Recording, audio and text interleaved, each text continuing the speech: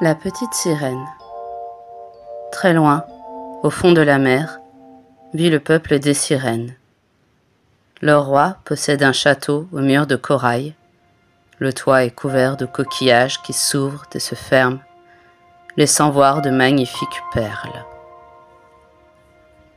Par les fenêtres d'ambre blond, des poissons entrent, comme chez nous, entrent des hirondelles quand nous laissons les fenêtres ouvertes. Ils viennent manger dans les mains des petites sirènes et se laissent caresser.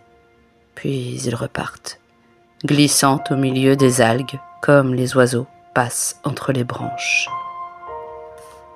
Au moment où commence notre histoire, le roi de la mer avait 6 filles. Leur mère était morte et leur grand-mère prenait soin d'elles. Les petites sirènes aimaient beaucoup l'écouter raconter le monde des humains, les bateaux, les villes, les hommes et les bêtes. La plus jeune des sirènes était la plus attentive. Elle s'émerveillait à l'idée que sur la terre, les fleurs ont un parfum et que là-haut, les poissons ont des plumes et chantent de douces mélodies.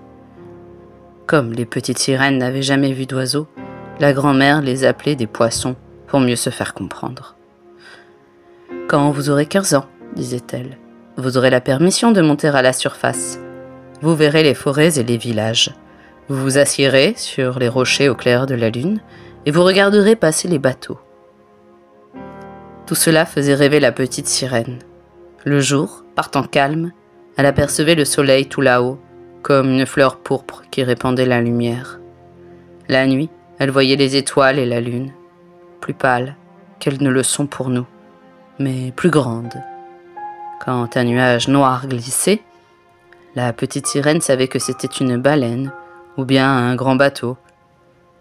Quand l'aînée des princesses eut 15 ans, elle monta à la surface de la mer.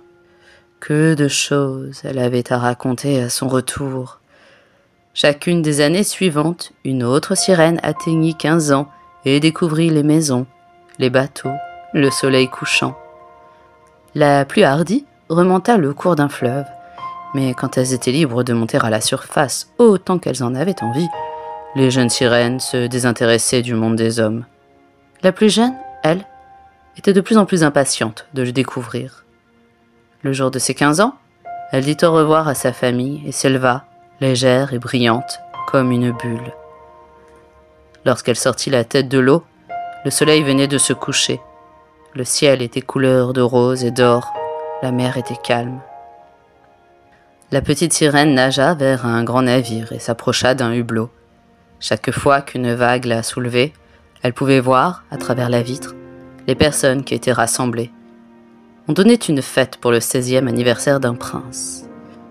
Comme il est beau, songea la petite sirène. Puis tout le monde se rassembla sur le pont pour admirer un feu d'artifice. Effrayée, la petite sirène replongea dans la mer, mais elle revint vite à la surface. Il lui sembla que toutes les étoiles du ciel tombaient sur elle. Des soleils flamboyants éclataient. Des poissons de feu traversaient l'air et, au milieu de toutes ces lumières, le jeune prince paraissait encore plus beau. Puis la fête s'éteignit. Plus de musique. Mais venant du plus profond de l'eau, un grondement effrayant. Les vagues grossissaient. Des éclairs sillonnèrent le ciel. Ballotté par la mer en furie, le bateau se mit à craquer de tous côtés. La petite sirène s'amusait beaucoup du spectacle de la tempête, mais sur le bateau, tout le monde était terrifié. Tout à coup, le mât se brisa. Le bateau se coucha sur le côté et l'eau envahit la cale. Quand le bateau s'ouvrit, la petite sirène vit le jeune prince s'enfoncer dans la mer. D'abord, elle fut heureuse à l'idée qu'il allait venir chez elle, mais elle se rappela que les hommes ne peuvent pas vivre dans la mer. « Non, je ne veux pas qu'il meure », se dit-elle. Nageant parmi les débris du bateau qui auraient pu l'écraser, elle s'approcha du prince. Les yeux déjà fermés, il n'avait plus la force de lutter contre les vagues et il serait mort si la petite sirène ne l'avait pas secouru. Elle le prit dans ses bras et lui maintenant la tête hors des vagues, elle se laissa porter par les courants. Au petit matin, tout était redevenu calme. Soutenant le prince, toujours évanoui, la petite sirène nagea jusqu'au rivage. Après un dernier baiser sur son front, elle alla se cacher derrière les rochers pour observer le réveil du prince. Tout près de la plage, s'élevaient des bâtiments entourés de jardins. De jeunes filles traversèrent les jardins et l'une d'elles vint se promener sur la plage. Elle découvrit le prince et courut vite chercher du secours. La petite sirène vit le prince revenir à lui et sourit à ceux qui l'emportaient dans le bâtiment. Toute triste, elle redescendit vers le palais de son père. La petite sirène ne raconta rien de ce qu'elle avait vu. Elle devint de plus en plus silencieuse. Elle ne pensait qu'au prince. À la fin, n'y tenant plus, elle confia son chagrin à ses sœurs. L'une d'elles savait qui était le prince et la conduisit près de son château. La petite sirène revint souvent près du rivage pour tenter de l'apercevoir quand il se promenait en bateau. Elle aurait tant voulu avoir 2 jambes à la place de sa queue de poisson. Une nuit, alors que les sirènes et les tritons dansaient joyeusement dans la grande salle de bal du château de son père, elle se décida à aller chez la sorcière de la mer. Elle se glissa hors du château et nagea vers le gouffre où habitait la sorcière. Là, pas de fleurs ni de plantes, rien que du sable gris. Les tourbillons, pareils à d'énormes roues de moulin, aspiraient tout ce qui passait à leur portée, emportant tout dans l'abîme. La petite sirène traversa ces tourbillons et arriva dans une forêt de polypes. Ces êtres étranges, moitié animaux, moitié plantes, ressemblaient à des pieuvres.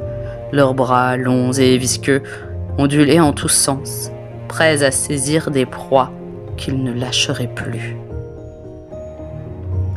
La petite sirène serra contre elle ses longs cheveux, croisa les bras sur sa poitrine et s'élança, le cœur battant. Les longs bras agiles ne purent la saisir. Elle arriva enfin dans un marécage grouillant de serpents et de crapauds. C'est là que la sorcière avait construit une maison en ossements humains. « Je sais ce que tu veux me demander, » dit la sorcière. « Tu veux remplacer ta queue de poisson par des jambes pour pouvoir épouser le prince. C'est ridicule, mais je vais exaucer ton souhait, car cela t'apportera le malheur. » Elle éclata d'un rire si horrible que les crapauds et les serpents se cachèrent dans la vase. La sorcière reprit. « Je vais te préparer une potion. Tu iras t'asseoir sur la grève au lever du jour et tu la boiras. Ta queue se séparera en 2 parties et deviendra 2 jolies jambes. Mais cela te fera très mal, autant que si une épée te traversait. Et à chaque pas que tu feras, tu souffriras comme si tu marchais sur des couteaux aiguisés. Acceptes-tu de souffrir à ce point ? » ?»« J'accepte, » murmura la petite sirène. « Attention, » dit la sorcière, « tu ne pourras jamais redevenir sirène, tu ne reviendras jamais dans ta famille. Et si le prince en épouse une autre, au premier rayon du soleil qui suivra le mariage, ton cœur se brisera. Tu ne seras plus qu'un peu d'écume. »« J'accepte cela également, » murmura la petite sirène, toute pâle. « Mais il faut aussi que tu me payes. Je veux ce que tu possèdes de plus beau, ta voix. Mais si tu me prends ma voix, que me restera-t-il ? Ton beau corps, ta douceur, ta démarche gracieuse, c'est suffisant pour séduire un homme. Allons, tends ta langue, que je la coupe. » Et la petite sirène accepta de devenir muette. La sorcière jeta dans un grand chaudron toutes sortes d'ingrédients et les fit bouillir jusqu'à ce qu'elle obtienne un liquide clair comme de l'eau. La petite sirène retourna chez elle, emportant la potion. Le palais de son père était plongé dans le silence. Elle n'osa pas réveiller sa famille, se contentant de leur envoyer des baisers, et monta vers la surface. Elle arriva sur la plage, devant le château du prince, et but la potion donnée par la sorcière. Aussitôt, une affreuse douleur traversa son corps, comme le tranchant d'une épée, et elle s'évanouit. Quand elle revint à elle, la douleur était toujours présente, mais à la place de sa queue de poisson, elle avait de jolies jambes. Devant elle se tenait le prince. Comme elle était nue, elle s'enveloppa dans sa longue chevelure. Le prince lui demanda qui elle était, mais elle le regarda tristement, sans parler. Il lui prit la main, la conduisit dans son palais et lui fit donner de magnifiques vêtements. Tout le monde admirait la beauté de la petite sirène, et sa démarche si gracieuse, sans se douter qu'à chacun de ses pas, elle avait l'impression de marcher sur des couteaux aiguisés. Le prince la garda près de lui. Il l'appelait sa petite enfant trouvée.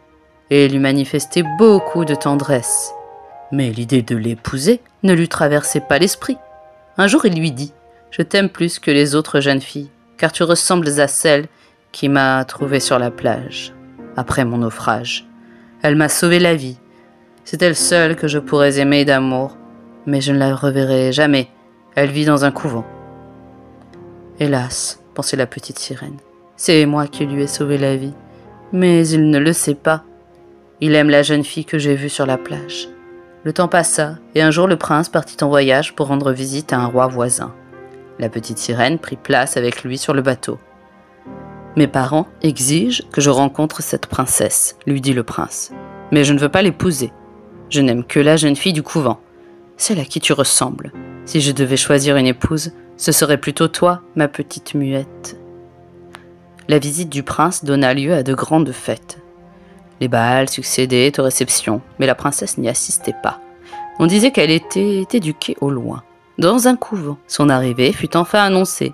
La petite sirène était impatiente de la voir. Elle dut reconnaître que jamais elle n'avait vu créature plus ravissante.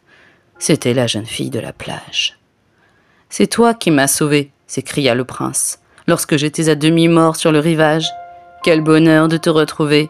Toi qui m'aimes tant, dit-il à la petite sirène. Ne partages-tu pas mon bonheur ?» La petite sirène lui sourit, mais son cœur se brisait, car elle savait qu'elle allait mourir le lendemain du mariage. Après une magnifique cérémonie, les jeunes époux embarquèrent sur le navire du prince. Les marins organisèrent un grand bal. Jamais la petite sirène n'avait dansé aussi bien, et tout le monde l'applaudissait. Des lames tranchantes pénétraient ses petits pieds, mais elle n'y faisait pas attention. Son cœur souffrait bien davantage. Elle savait qu'elle ne reverrait plus celui pour qui elle avait abandonné sa famille, perdu sa voix merveilleuse et souffert chaque jour sans qu'il en sache rien. Le bal se prolongea fort tard dans la nuit, puis les jeunes mariés se retirèrent sous une tente dressée sur le pont. Tout devint calme sur le navire. La petite sirène s'appuya sur le bastingage, attendant le rayon de soleil qui la tuerait. Tout à coup, elle vit ses sœurs nager près du bateau. Elles n'avaient plus leurs longs cheveux blonds. « Nous avons donné nos cheveux à la sorcière pour qu'elle t'aide, » dirent les sirènes. « En échange, nous avons reçu ce poignard. Plonge-le dans le cœur du prince. Quand son sang coulera sur tes pieds, tes jambes redeviendront queue de poisson. Tu pourras nous rejoindre et vivre dans la mer.